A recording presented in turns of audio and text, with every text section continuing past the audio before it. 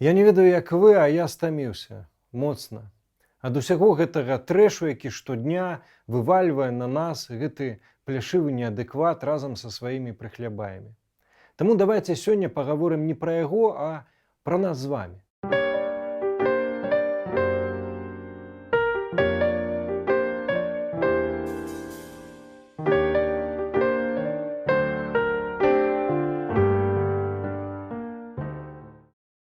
Што можа быць пазітыўнага ў гэтым віры з каранавірусу і неадэкватных выказванняў пляшывага ўзурпатара? Самае пазітыўнае – гэта мы з вамі. Нас рэальна шмат цудоўных, адэкватных, разумных, неабыякавых. У самыя крызісныя моманты мы здольныя задзіночыцца і аднолькава добра сабраць як і подпісы за ўвядзенне карантыну ў краіне, гэтак і сотні тысяч даляраў на дапамогу лекарам. Вы хочаце статыстыкі? Ну яе няма ў мяне, як няма яе і ў панікёраў, таксама ў тых, хто уласна знішчыў незалежную статыстыку ў Беларусі. Ці вы думаеце, што яны валодаюць нейкімі рэальнымі лічбамі, але папросту не кажуць нам? Але паслухайце, навошта ім тая ввогуле статыстыка, тыя рэальныя лічбы, калі яны ніколі да іх не прыслухоўваюцца. А таму мой пазітыў, прынамсі не менш абгрунтаваны за іхныя словы. Беларусы не вераць уладам. Масава. Нават праўладныя чыноўнікі таксама не вераць. Пакуль з праўладных тэлебрахалак нас запэўнівалі ў тым, што каранавірусу няма, мы праз інтэрнэт вывучалі захады бяспекі, мылілі рукі, дышылі маскі. Незалежнасць.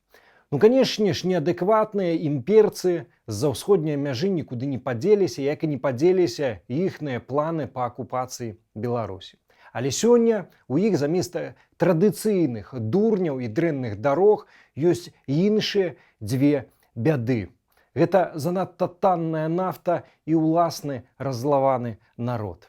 А чым горш Крамлю, тым лепей Беларусі. Гэта аксіёма. І назіраючы за самаарганізаванасцю і адданасцю агульнай справе тысячаў беларусаў, якія ў вольны час, а таксама за ўласныя грошы шыюць маскі і абарончыя строі для лекараў, а таксама знаходзяць рэспіратары і дэзінфекцыю. У мяне мацуецца, расце упэўненасць у тым, што і ў выпадку нейкай агрэсіі з-за ўсходняй мяжы мы таксама здолеем самаарганізавацца і супраціўляцца, нават не гледзячы на злачыннае бяздзеянне, а можа і супрацьдзеянне цяперашніх уладаў Беларусі.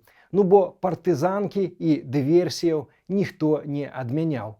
Эканоміка. Канешне ж, тут пахваліцца асабліва няма чым, але зноўку ж усе гэтыя шматтысячныя ахвяраванні на дапамогу лекараў, а раней на аплачванне штрафаў актывістам і арганізаванне нацыянальных святаў падтрымліваюць ува мне агменьчык надзеі на тое, што пры спрыяльных умовах, а яны аднойчы абавязкова з'явяцца, пры спрыяльных умовах мы здолеем стаць на ногі і выбрацца з гэтай калгаснай галоты.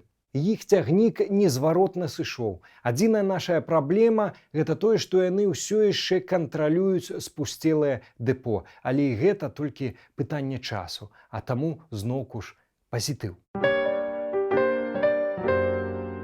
І па скрыптум. Пляшывы ўзурпатар, які абвінавачвае ўсіх нязгодных з ім у хайпе на тэме каранавірусу, даўно сам ператварыўся ў хадзячы хайп.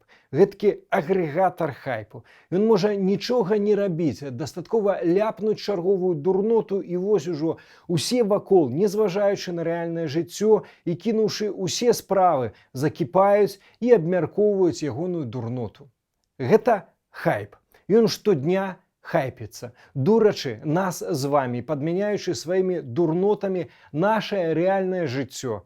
Пры гэтым нават ягонае імя ператварылася ў хайп. Зірніце загалоўкі ў медыях і на ютубе. Ягонае імя плюс каранавірус – вось і ўвесь рэцэпт праглядальнасці сёння. А я хачу пахваліцца. У гэтым відэа я ані разу не назваў ягонага імя. І хай гэта будзе маленечкі, але вельмі важны крок у набліжэнні да жыцця пасля яго. І вось пра гэтае жыццё і давайце разважаць разам і будаваць яго.